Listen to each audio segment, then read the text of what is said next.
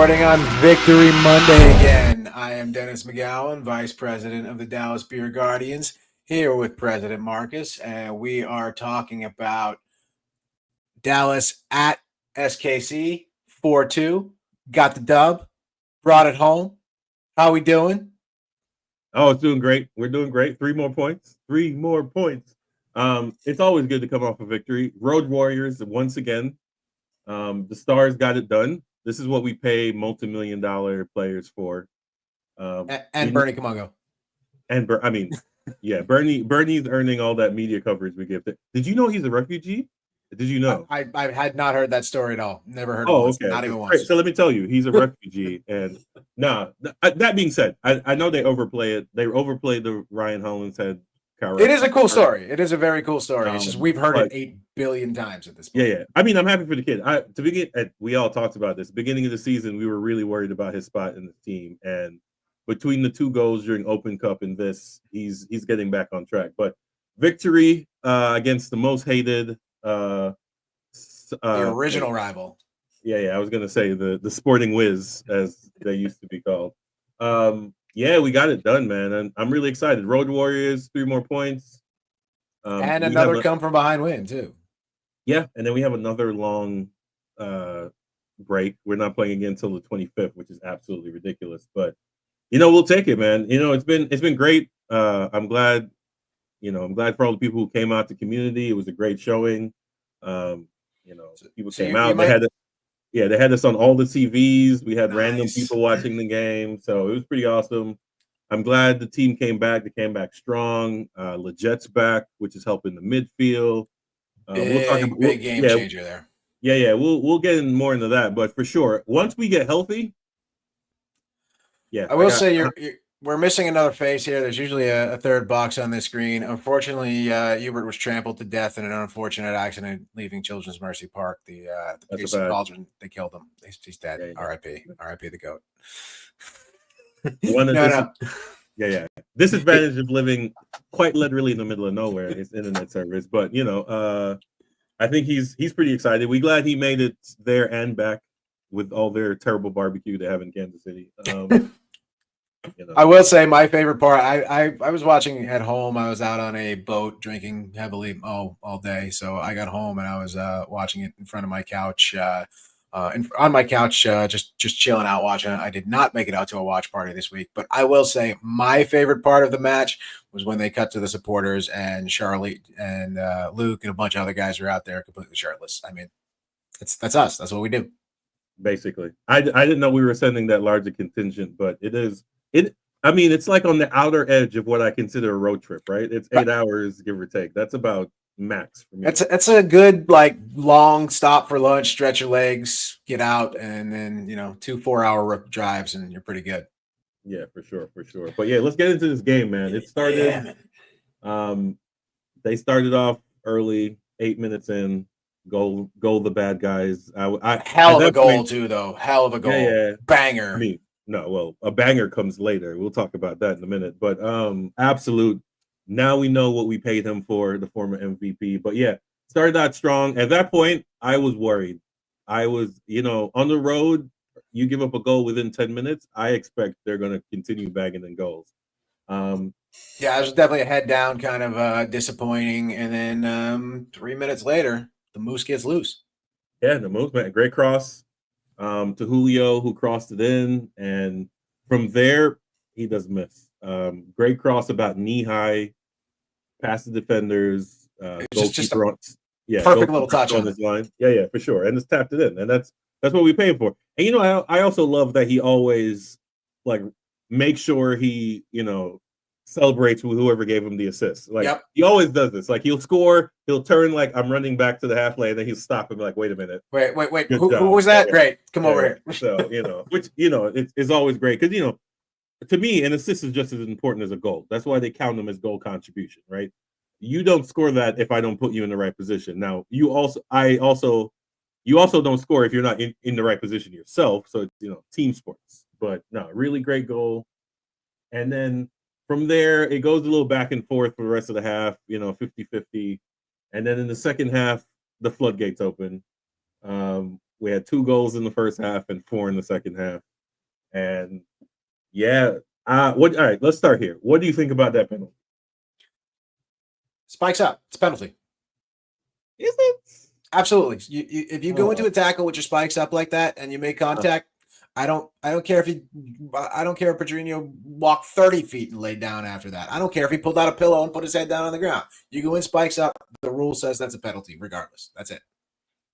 I mean, okay, I'll give it to you. I mean, to me, I thought it was soft. It was, you know what? The way that's what it is, though. That is what it is. You know, you go in, talk about again. I'm talking about the Virginia red card. We're talking about that a lot. There was a lot of controversy going on with the refs here, right? Yeah. That little trip on the Lucho, like he was there. He made the best of it, and that's what Lucho Acosta does, right?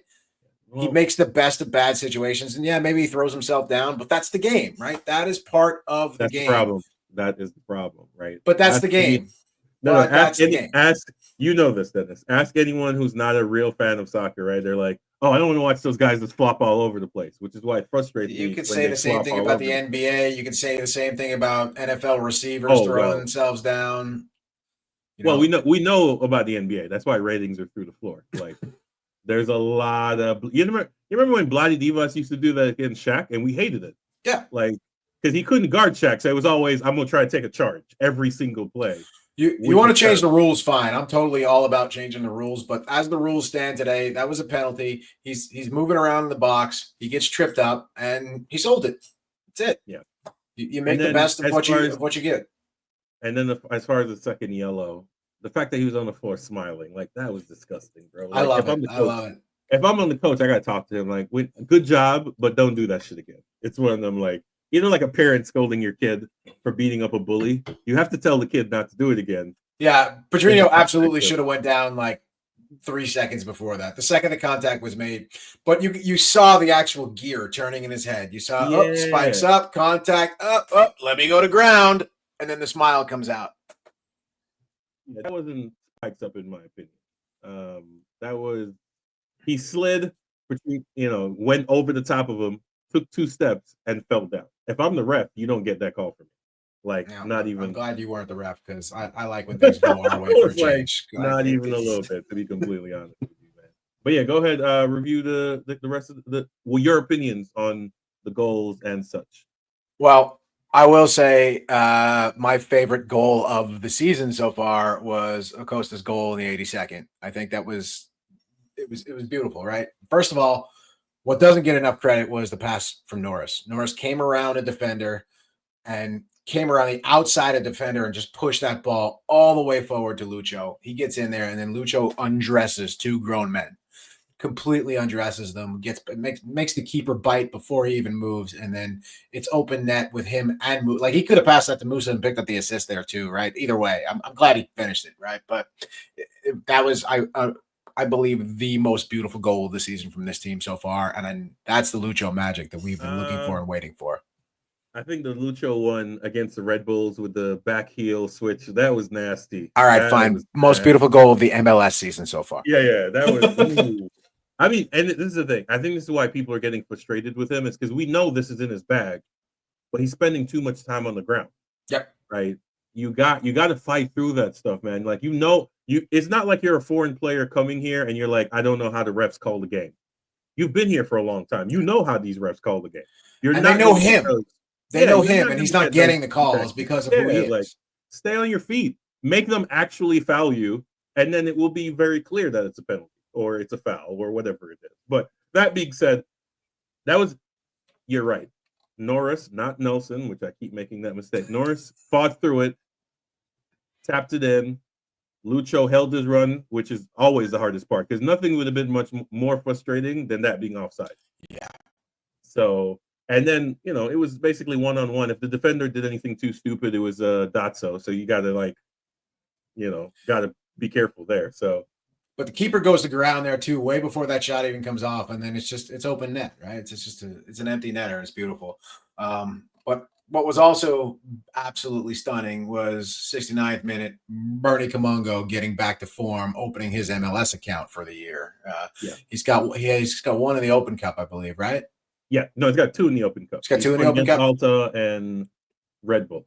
Okay. So yeah, as usual, the Open Cup is being used as a way to get some of these kids back. Because I don't know, for all the old timers, I remember when we had Mikey Barrios, he played 14 games, no assists, no goals. They were about to send him back home. And then he had a brace in an Open Cup game, and the rest is history. He kept, he was a legend here for a little while. So yeah, the Open Cup, that's why the Open Cup is important, guys, for the umpteenth time, why these teams need to be playing there.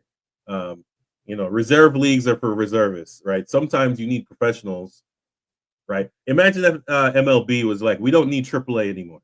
Right. So where are these pitchers going to rehab? Where are all this, these things are necessary. Send them back to college. Actually, yeah. U.S. Soccer is actually working on a thing with NCAA about college soccer, but we will discuss that in another pod. To be honest, that needs to be reformed. College soccer season is too short. It doesn't actually, I think, progress. And then with MLS thinking about getting rid of the draft, that becomes a bigger issue. So, but yeah, it's great. Bernie's back on the board. I think if we were to mark this game, it shows the season in a nutshell, right? Resilience on the road, but trouble at home. Like, right? We got to figure that out. I don't know what it is, but we got to figure it out. A lot of bright spots out of this game, though. A lot of positives out of this game. I think we checked off a lot of incredible boxes. We were sitting here last week debating what does the center back situation look like. We're desperate. Osaze is, from what I understand, still hurt, and so he's going to miss at least the next match. He might be out for at least another 3 or 4 weeks, from what I'm hearing. Even on the post-game show, those guys all talked about him not being available for the next game, so that's pretty much definitive. But the bright spot to come out of that is, we get Lalas Abubakar back now that his suspension is over. But Alvaro Augusto goes by Alvaro, signed out of Portugal. He was a trialist that they brought in with the club during preseason, the overseas practices they had going on. They needed bodies, and they found this guy laying around, and damn, he's good.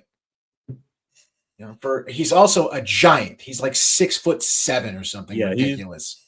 He's got the size. So I watched, I think it was the previous 2 weeks, him at North Texas, which weren't great showings from him. Yeah, if he'd have gave us that performance, we'd have lost this game by a lot. That being said, the second goal by Kansas City was his fault.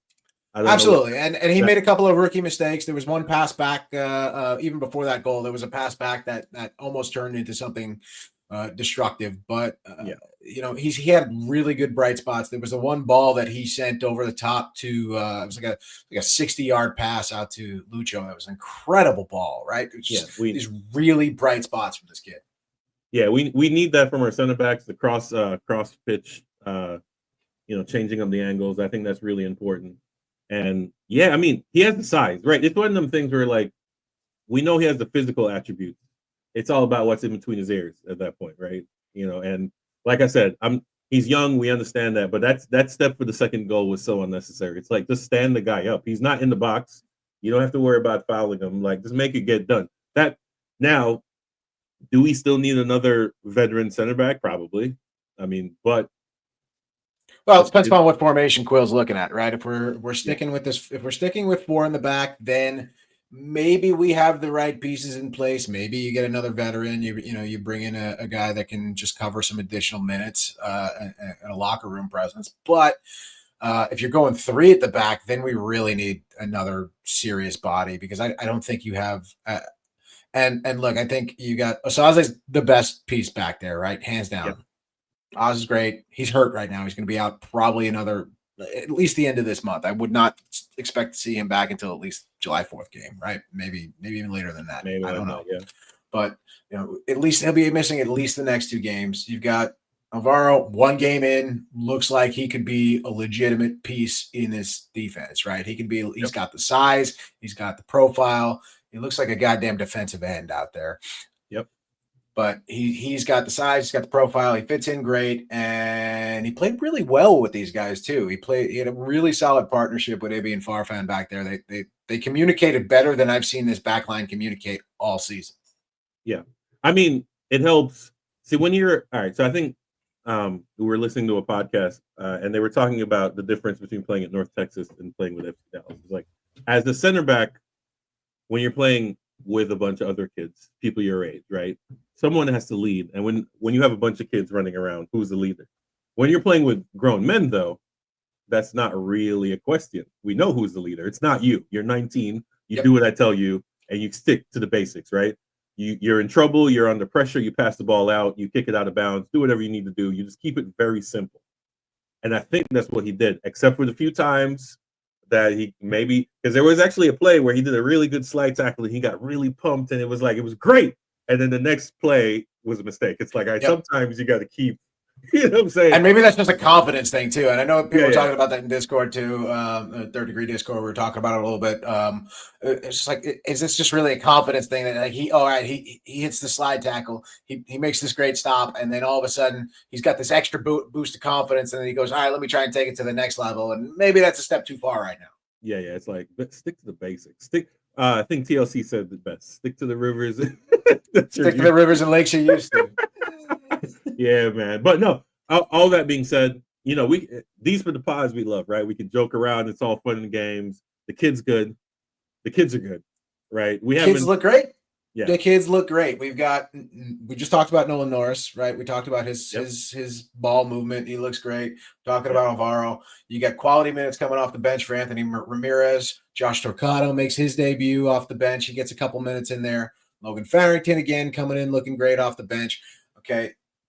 This academy, this North Texas team, this academy is starting to get back to where it once was and where it belongs. Most of the people you listed aren't academies, like Farrington, but it's never mind. I got what you mean. they're North Texas, the academy, got you. The system, right? They're coming up through the system that is being built, and yes, the top of that system is North Texas, and that's where you bring in signings and bring in youth signings, and where the academy comes up through, but. The process is there, and right, North Texas is still relatively new in this sphere of things, and I think that complicates things a little bit, right? Because you're not coming straight up out of the academy into the first team most of the time anymore. You're gonna do a stint in North Texas for at least a half a season, right? If you're coming up through that, but I think we're really getting to the point where Dallas youth is looking like Dallas youth. The FC Dallas youth program is looking like it's supposed to be. I mean, let's just put it this way. I think we may have peaked, right? I don't see another Weston McKinney coming out of this group, but that's not really necessarily the point of it all, right? Right. If you just produce a bunch of professionals, you've done your job, right? You produce some professionals, maybe get back to having some USMNT products come out of here again. That'd be nice. Some real domestic, some domestic greatness. If you look at the U.S. men's national team U system, so under the professional, there's a bunch of FC Dallas people up and down that, right? It's just whether or not they can make that, right? You got Nolan Norris, you got Tanner Tessman, big names that are U19s, U18s all the time. There's a bunch of guys on those youth teams. Yeah, man, but let's we can wrap up the FC Dallas topic because we got to get to the ladies, not our ladies, unfortunately, but the ladies. We got to give them some equal time here, but. One more bit before we move on from this game. I will say I was home. I enjoyed watching it on TV. I know you talked about it briefly, but what was the atmosphere like over at the community? Like I said, it was a slow night for them, which means it was a great night for us. Every TV, including the projector, had the game on with audio. We had a couple of birthday parties that had no option but to watch the game, so that was pretty awesome.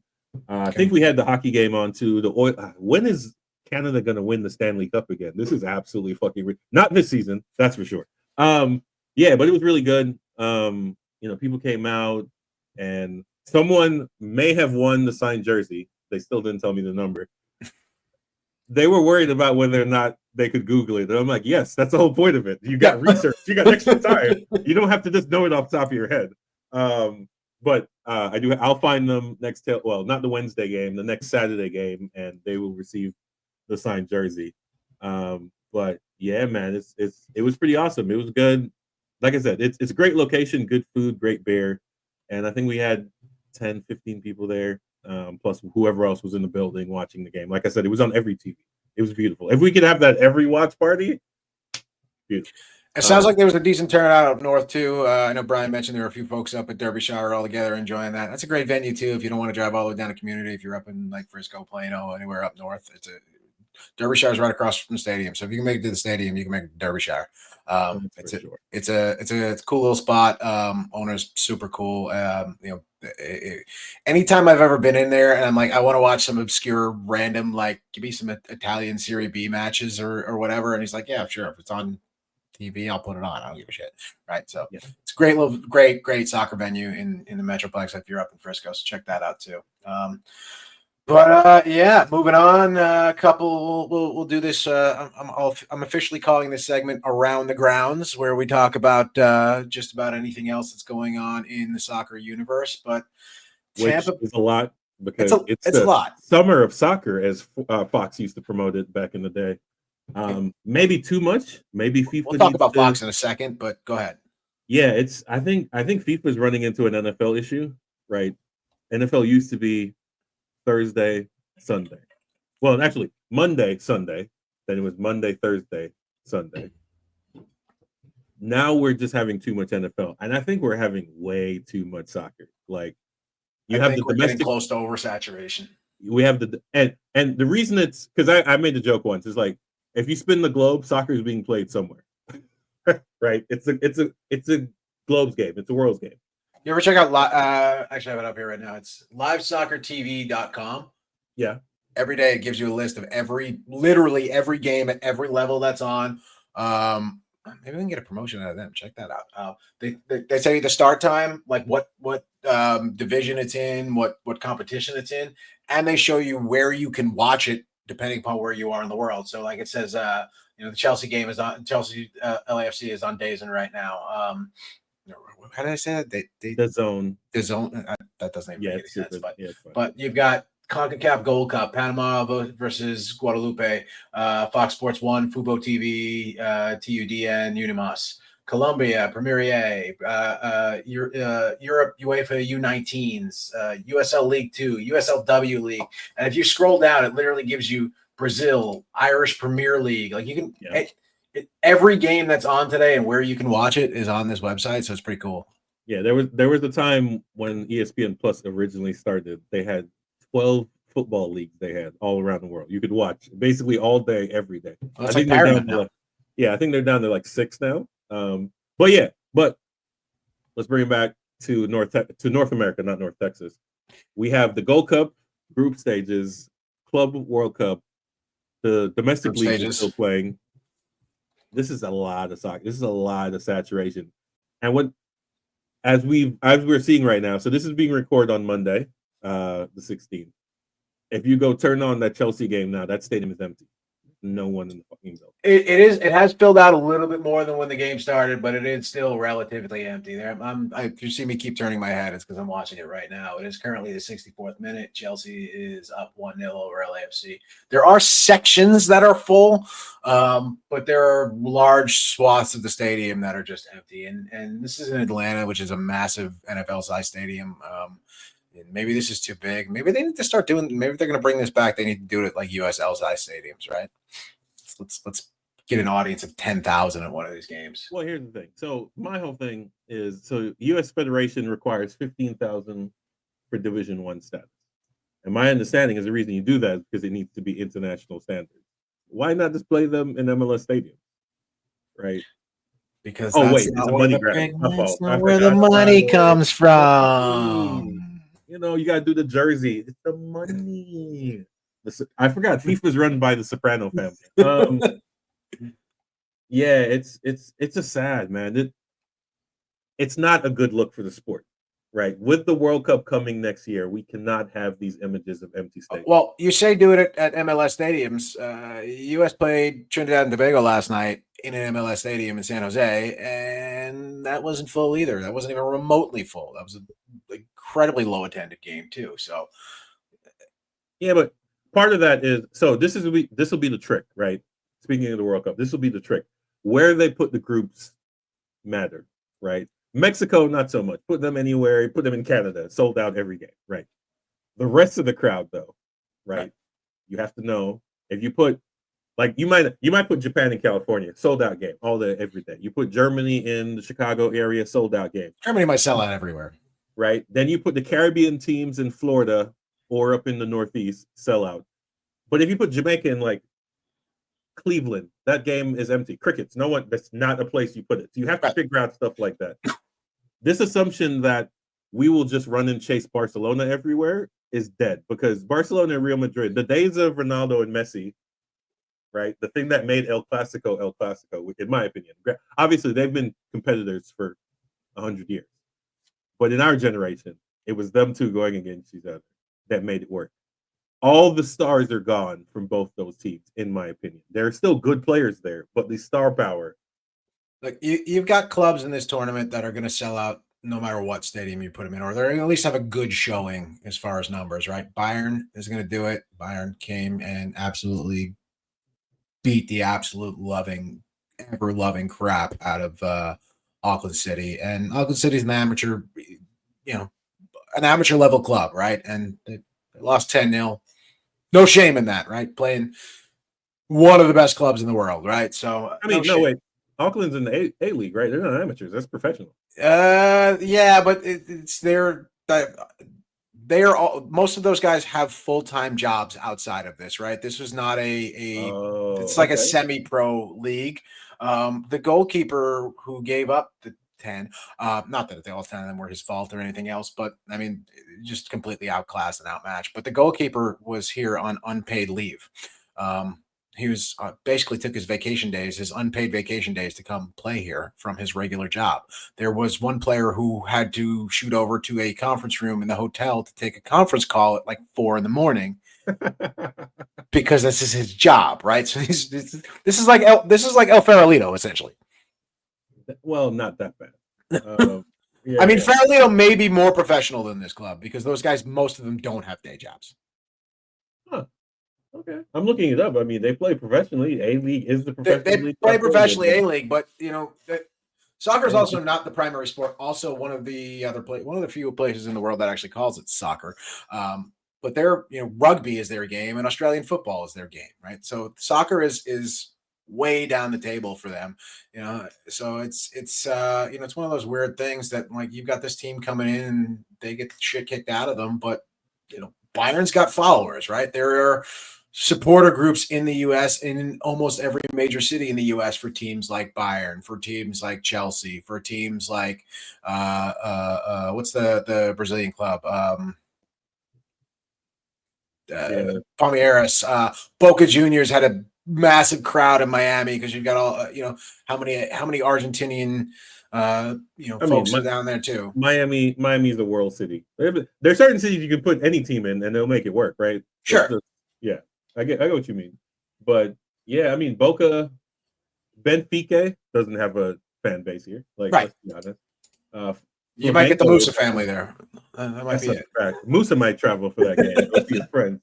River Plate, like there's certain River Plate's going to show up. River Plate's got a decent following. They're not going to fill an NFL stadium, but they've got a decent following.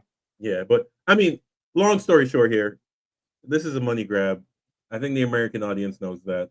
The ticket prices are, although I've seen things where like if you wait till the very last minute, you can get tickets for nothing. But so dynamic pricing actually works in your favor some of the time, right? Yeah. If literally no one is in the stadium, 60,000 seats, and they sold 27, within an hour of the game, you can probably get a ticket for $100, no matter where it is in the country. But I think over the weekend their fears were alleviated because again, weekend games will always be more well attended. MLS proves every league in the country proves that at this point. It's people have more. You do a game at 5 o'clock, 6 o'clock on a weekday. People have to get out of work. They got to travel. They got to train. This is not Europe where everybody lives and works 10 minutes from the stadium, right? This is unfortunately.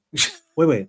Are you talking about urban planning where you like live, work, and play in the same place? That's crazy. 30-minute cities are, never mind. We're not going to go down there. We're socialists now. Never mind.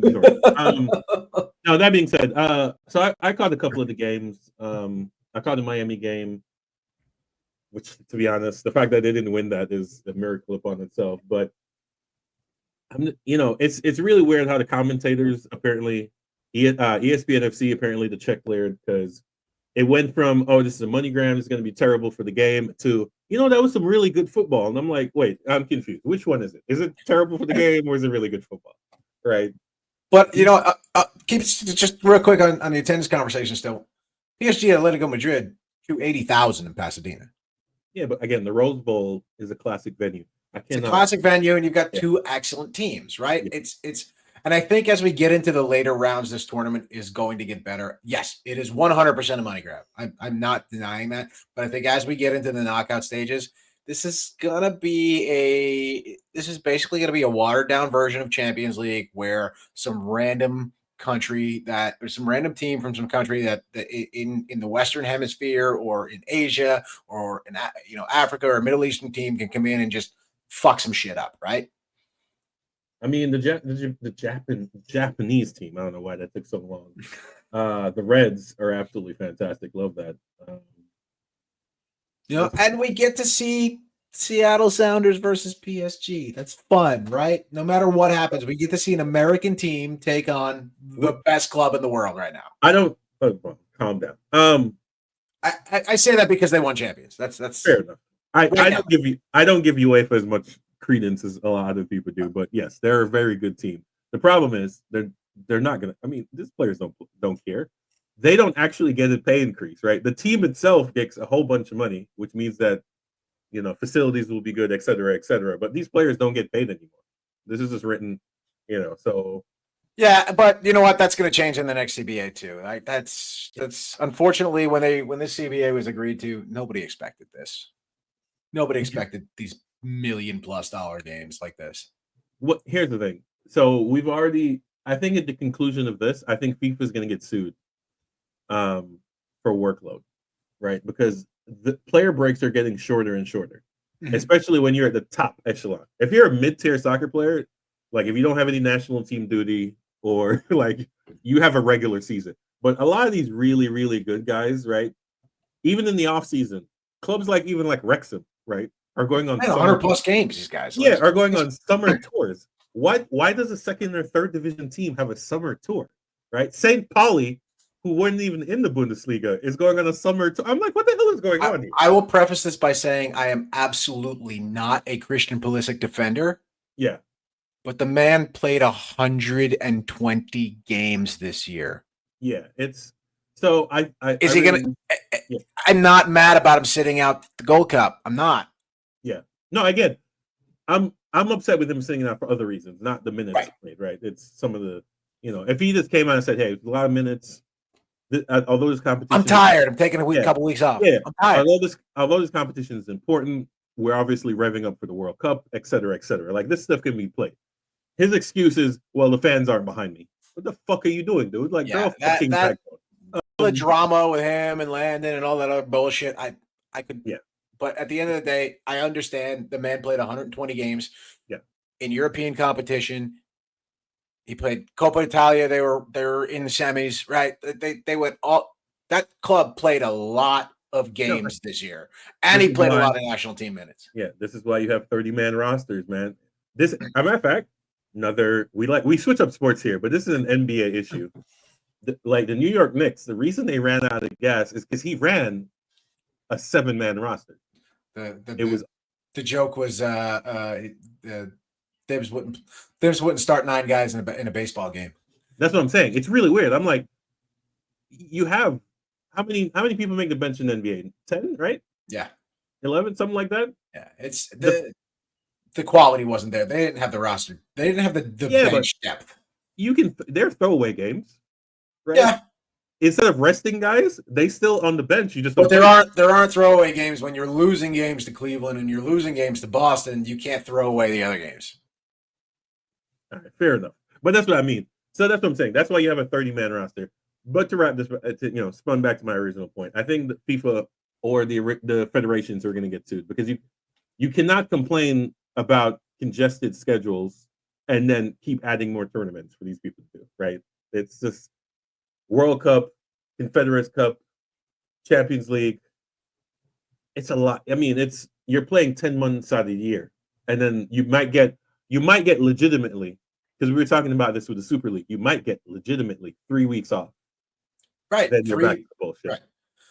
And I'm going to take that opportunity to transition us over to the conversation about the USL Super League final. Yes, this is going to be pretty awesome, man. I'm really excited about it. This was a really good game. This was a very good game. I will say that was not an offside. I'll start off by saying that was not.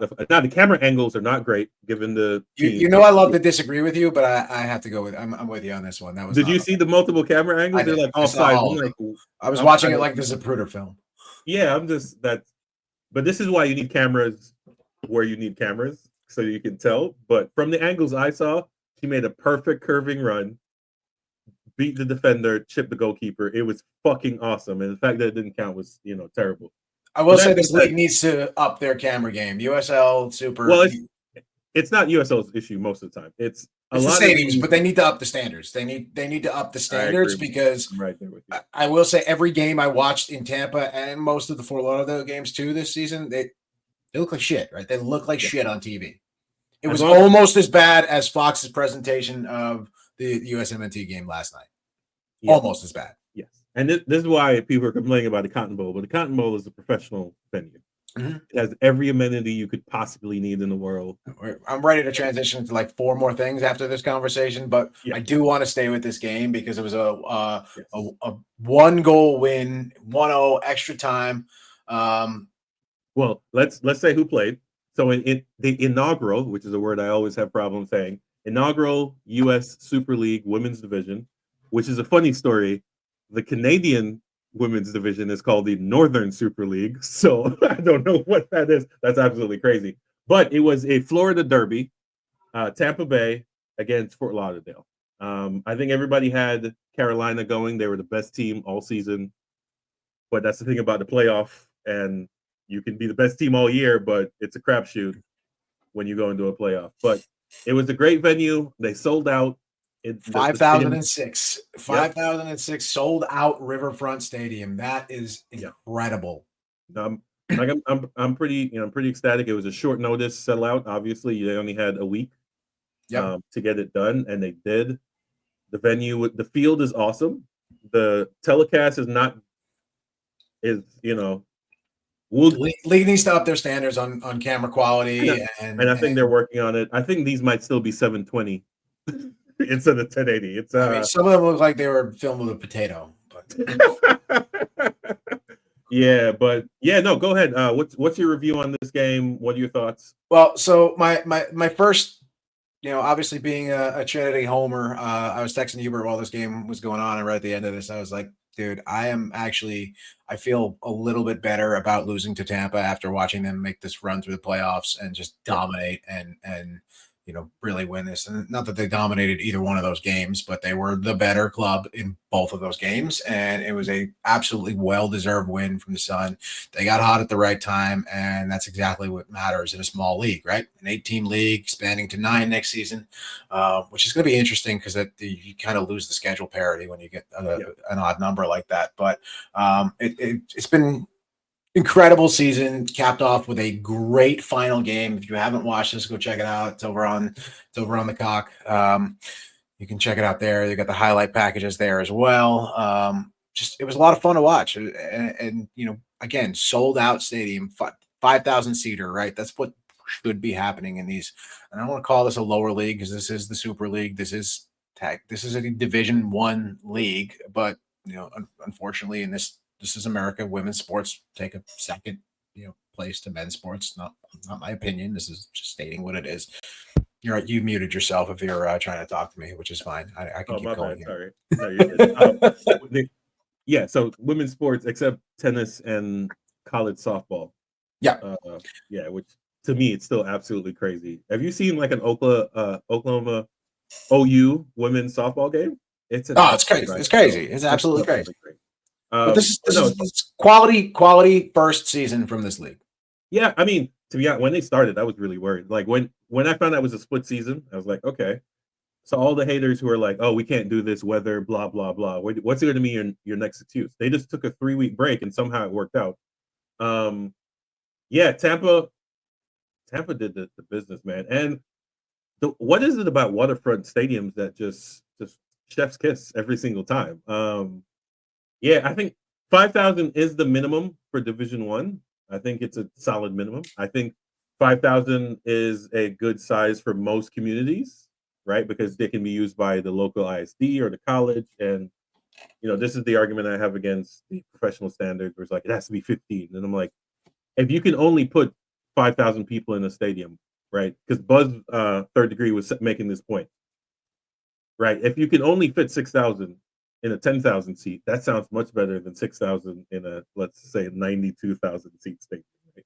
You can still make it sound great, but right, it just doesn't look great on TV. The atmosphere, and but you could be like the Dallas Trinity and play in a building that has a 92,100 capacity. Obviously, the sections they have sold are, I think, 22,000. I think is the max that they would put in there. But it's it's we've made it a great atmosphere, right? The fans have made it a great atmosphere.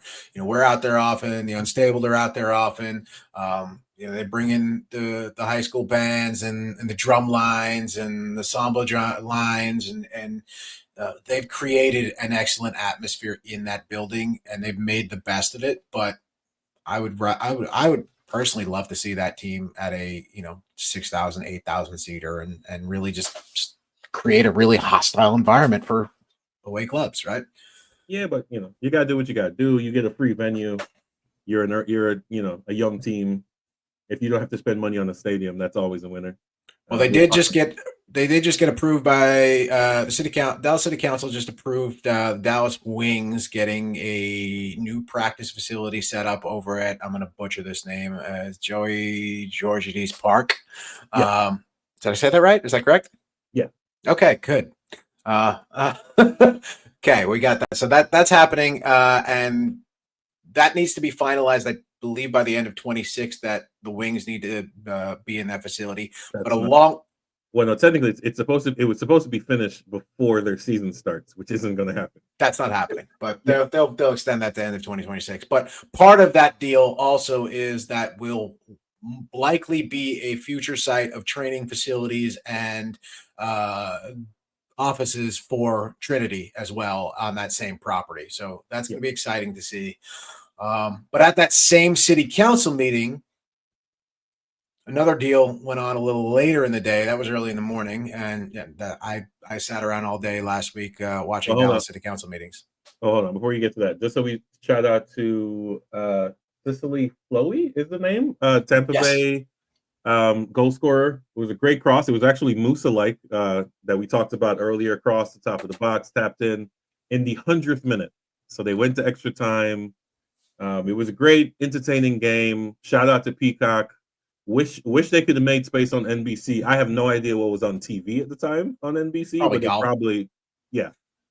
they probably could have found somewhere on TV to put it. And I think for next season, if I'm USL, try the same way the men. They need a game of the week on broadcast TV or at least cable, right? Well, at least the final, right? Even if that's all you can negotiate, is that we do a game of the week. There's no reason you can't do a game of the week somewhere on one of the 75 cable networks NBC owns. Put it on CNBC. I don't give a shit.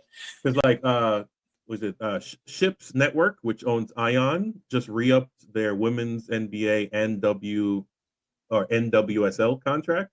Amazon Prime has a deal with NWSL. So if the idea is to grow the women's game and to compete with the other Division One, you're going to have to do. Peacock is great. Give me a Univision. I'll watch it in Spanish. I don't care. Or TDUN, which is where USL has their thing. But yeah. So anyways, follow USL on YouTube. Peacock is $4.99. Like I said, it was a great season. $13.99 if you want the ad free. Well, fair enough. Well, when you're watching sports, ads don't kick in anyway, so it doesn't really matter. If you're only getting it for this particular reason, USL, it's the cheapest streamer out there. Yeah, USL. I mean, NBC Universal doesn't really need the money, or Comcast, or whoever the hell owns them these days. But yeah, USL Super League, great inaugural season. The champions, Tampa Bay. What's the Tampa Bay Sun? Tampa Bay Sun. A little on the nose. Season starts again August 25th, if I'm not mistaken. I think we discussed that last time. So sounds right. Support. There are 9 teams. If you're anywhere in the Charlotte area, Tampa Bay, Dallas, Fort Lauderdale, Spokane, Brooklyn, and the next season, Jacksonville, Florida. If you're in any of those markets and you want to support women's soccer or any soccer for that matter, I recommend season tickets. At least take your family out to one game just to see the atmosphere. Obviously, we're in Dallas Fort Worth, so Trinity is our go-to. But so that is it for the Super League, and let's now talk about local politics. So I spent the entire day last week watching, and I had it on the background while I was working in case my boss is listening to this. Totally. Dual screen.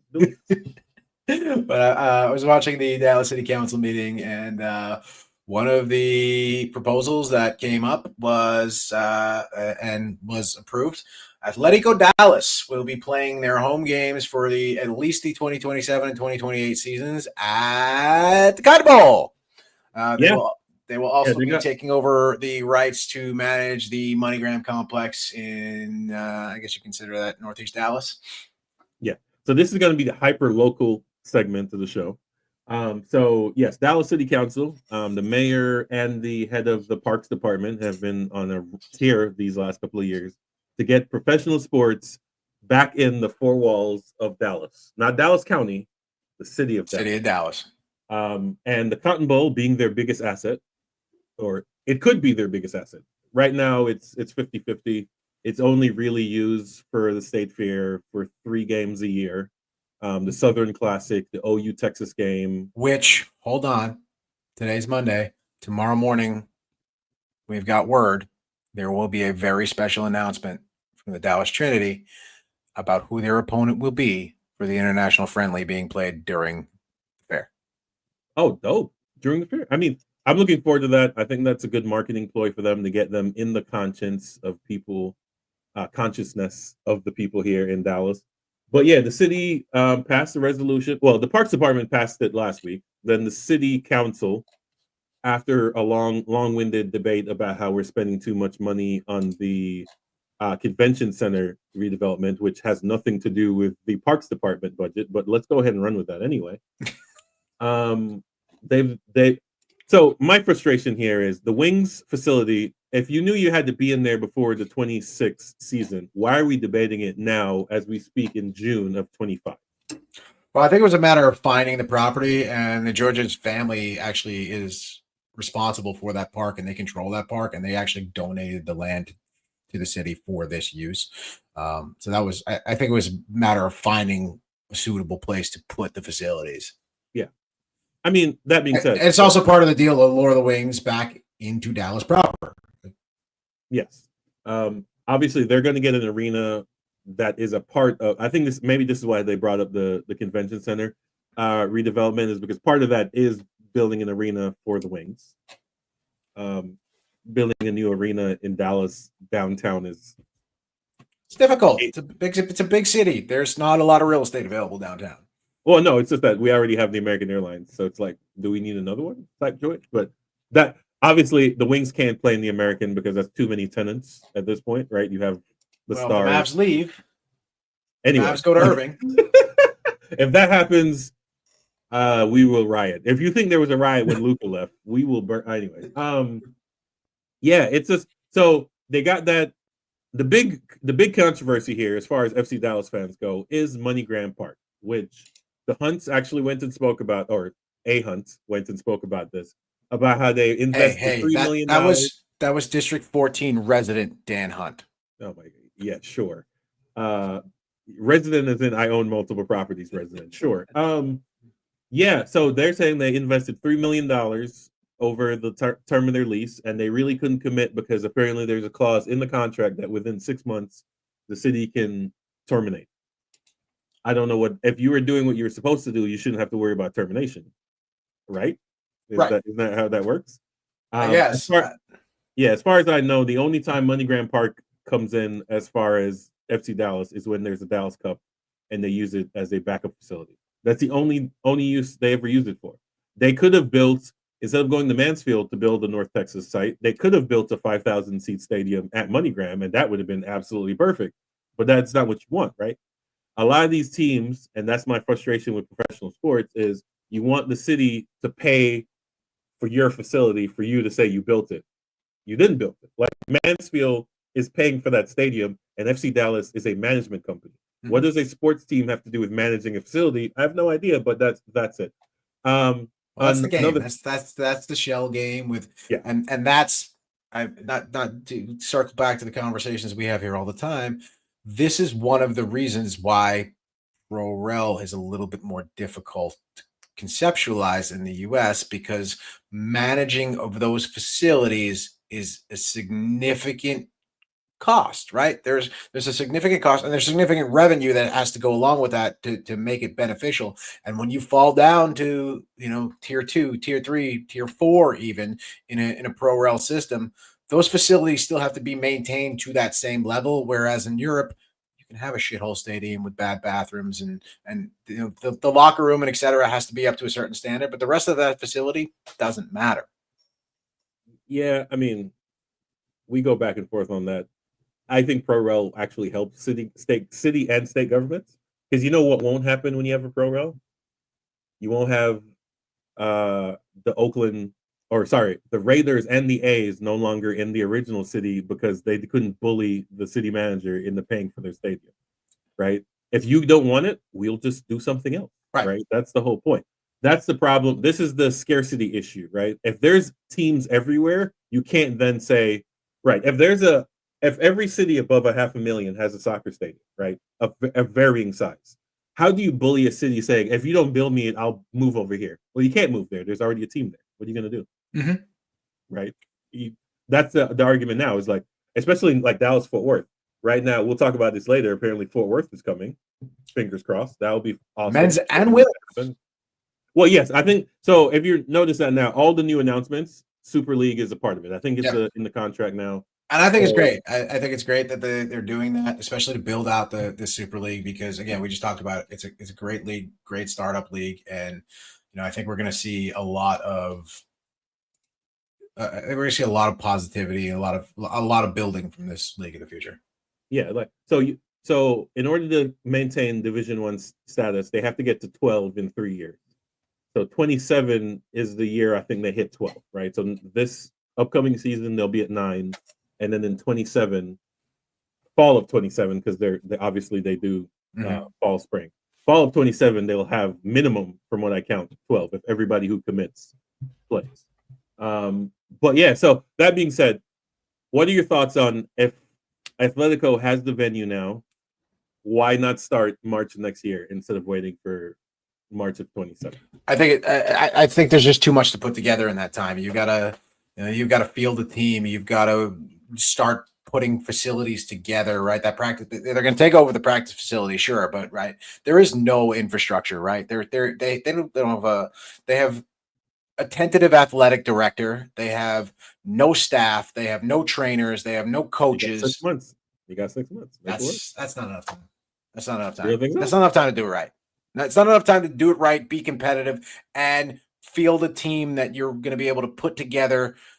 Because the ultimate goal of this, and the reason that one of the reasons they didn't build a 9,000 seater in Garland, is because they want to be able to move into that premiership or whatever this USL Division 1 is going to be called. Here's the thing: you don't have to be competitive because Pro-Rel hasn't started yet. You can suck; it's fine. Look at Lexington; both their teams suck, women's and men's. Why would you want to suck the first year when you can come out when you can wait an additional 6 months? Jump on it, come out big swinging. 2 words for you: World Cup. How that is the best advertisement. Because here's the thing: there's this assumption that the hype from the World Cup will extend in the March 27. Do you think that's true? I think you're going to get some residual, but you're also going to get some hangover, right? You're going to get some, and I think you just muted yourself again, but you're going to get some exhaustion, right? You're going to get some hangover there. But what I think, and again, I follow both fan bases. I'm involved in discussions everywhere. I think you're seeing, especially around this USL conversation, you're seeing what I kind of refer to. I know you're not a wrestling guy, but I refer to it as the AEW effect, right? If you're familiar with wrestling, AEW is like the sort of second tier, if you will. They're the number one competitor to WWE. They've been around for a while. if you want to use that analogy, let's do WCW and WWE. See, WCW is a little bit. It's not the exact same comparison. That's why I say AEW is that it's because I'm old school. I'm old school like that. WCW was my joint. To the Bret Hart, for sure. Montreal Screwjob bit. But what you're seeing is yes, it is a parallel competitor. USL is a competitor to MLS, right? This is they're on track, they're parallel competitor, but is a different type of product with a different target audience. FC Dallas's target audience is families, school children, suburbanites, people who want to come to a sporting event. They are competing with the Frisco Rough Riders. They are competing with, the hockey team, the Allen Americans. They are competing. That's who they're competing with, to a certain extent, baseball and the Texas Rangers, even though they're 50 miles away, whatever it is, right? But that is who they're competing with.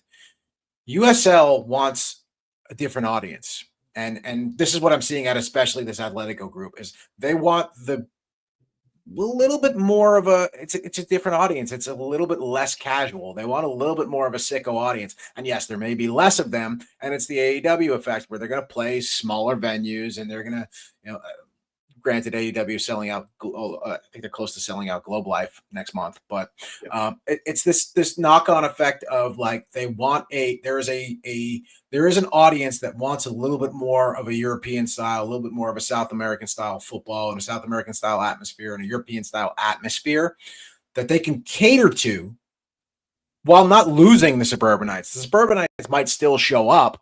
But that's not the core audience here. Whereas for FC Dallas, they want the suburbanites and the sickos are added on. So I agree with some of your points, but I think you missed the target on USL. So USL and MLS are the exact same business model, in my opinion. The only difference is who they're willing to let in.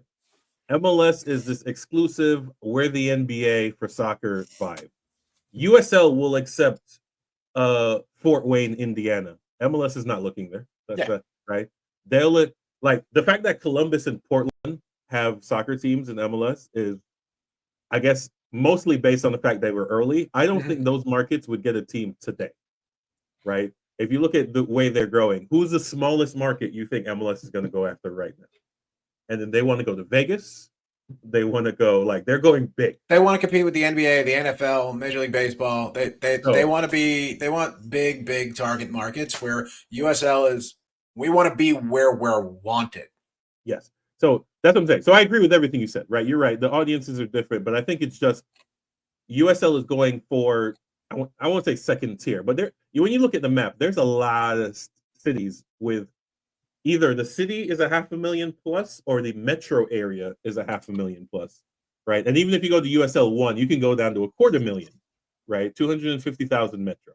Lots of cities that fit that bill.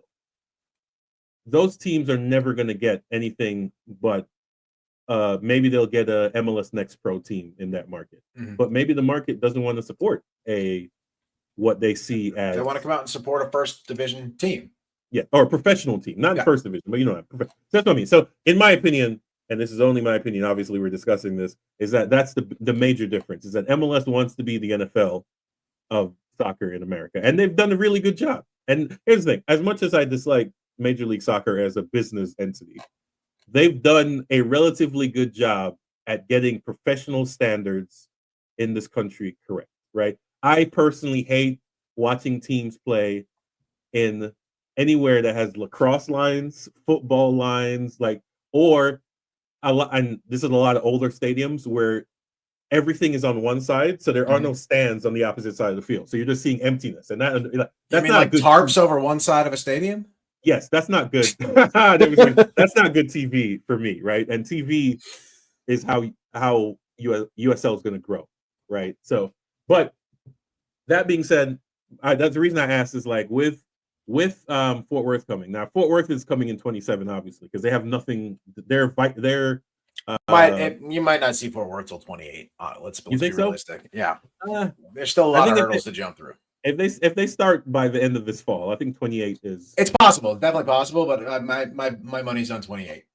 28. But yeah, so that was my question with Atletico. Is like there are USL teams that are starting in 27 that don't exist right now. So it's like you can do it. Right. The hardest part, I think, is getting a venue that you control to play in. And if you have that, the rest of it is all money. So unless you're telling me you just don't have the money to do this year, then that's fine. We can rock with that. I mean, that's possible too. I mean, I will say these guys, Matt and Sam, they're not broke, but they're not billionaires, right? They're not in that B category, not yet at least, but they clearly have a love for the game and want to do it right. So it's been a lot of fun watching this. And I've said this out loud in several venues already. I am a little disappointed that's not going to be a little bit closer to home for me. The idea of having a team 30 minutes away in Garland seemed really cool. But the Cotton Bowl is not, we just talked about this with Trinity, it's not a terrible venue. And if they are half as accommodating as Trinity has been all season, they will also be able to create an incredible atmosphere in that stadium, regardless of how big it is. And who knows, maybe there is someday where we have 18, 20, 30,000 in the stadium for a professional Division I soccer game in Dallas. I think Atletico in 27, I think Atletico hits 12 plus in the Cotton Bowl in 27. I think that's I know Trinity was aiming for that. Well, the city is buying 2,500 tickets a game for at least the first season, so they got a little bit of a jump there. Yeah. So, I mean, that would be resold back into the market. So that's pretty easy.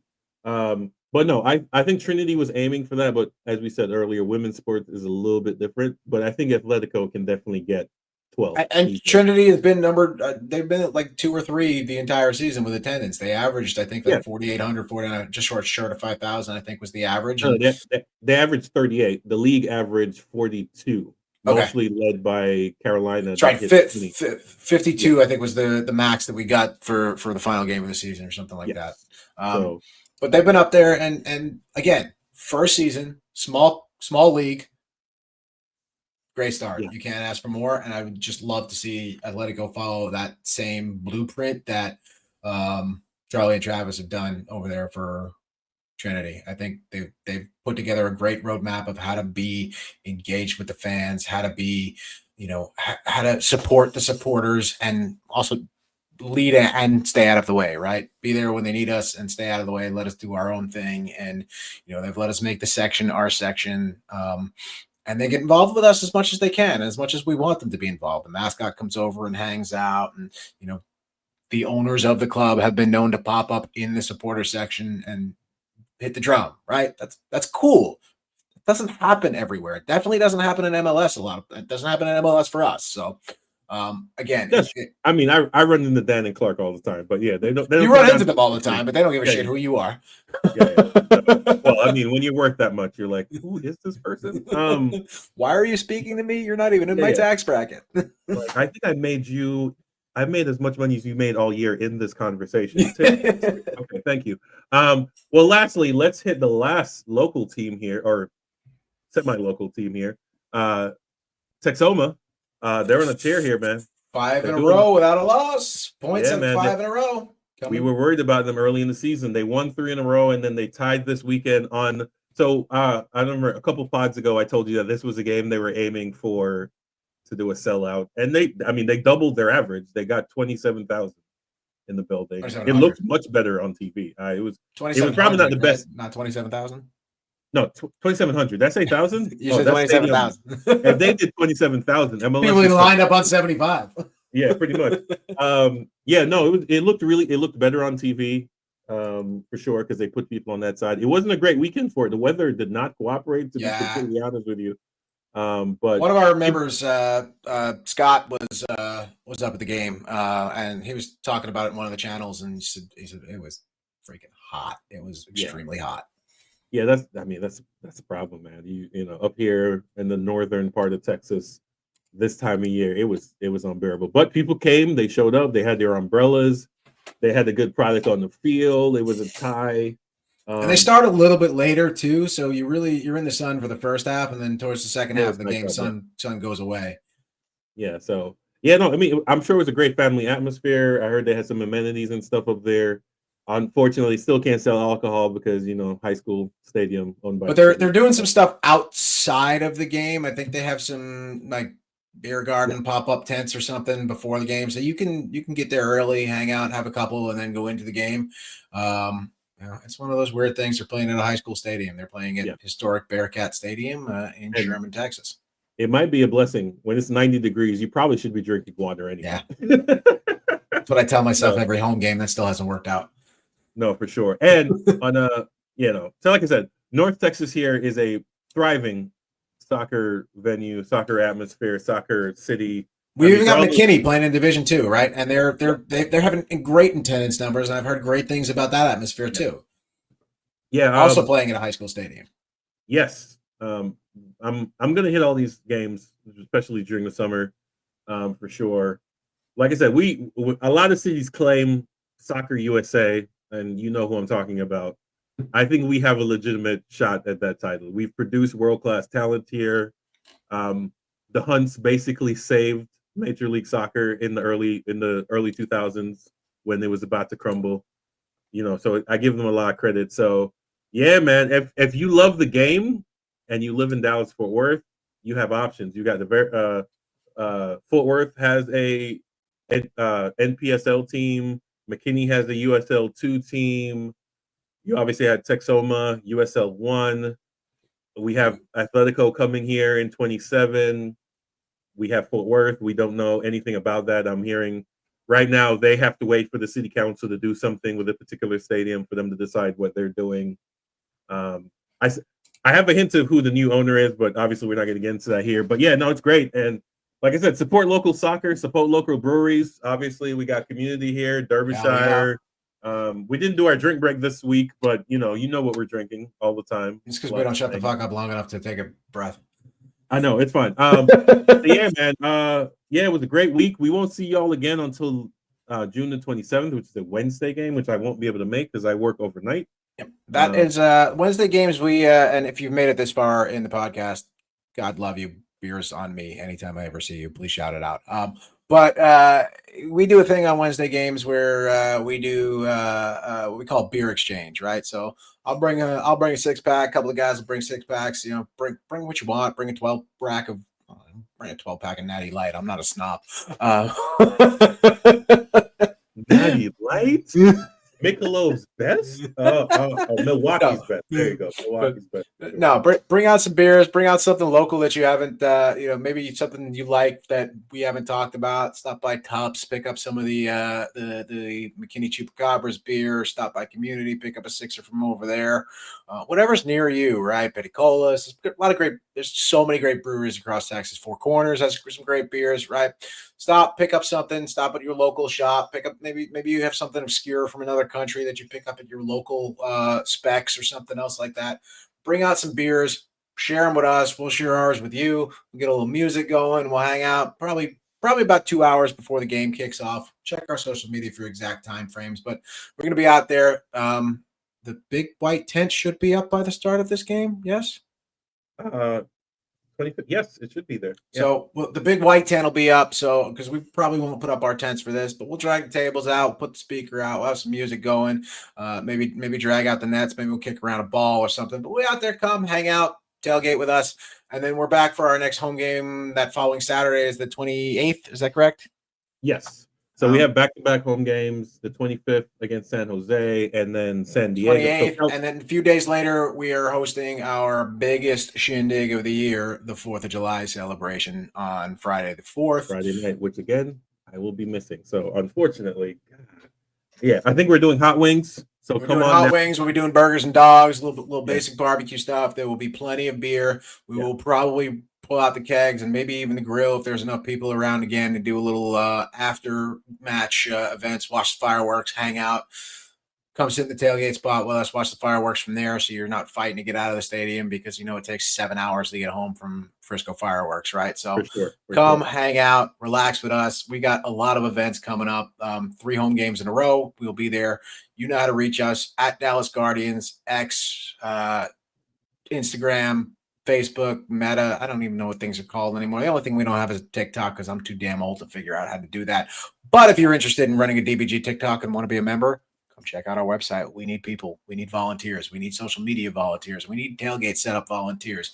We need people to do TIFOs. If you've ever designed a TIFO, if you've got any artistic ability whatsoever, graphic design, come hang out with us. Come talk to us. We need more friends. And we like beer. And we like soccer. And that's what we're here for. Hit the line, Marcus. Take us home. Here we go. Like, share, and subscribe, and we'll see you there at the next game. Peace. Go Dallas.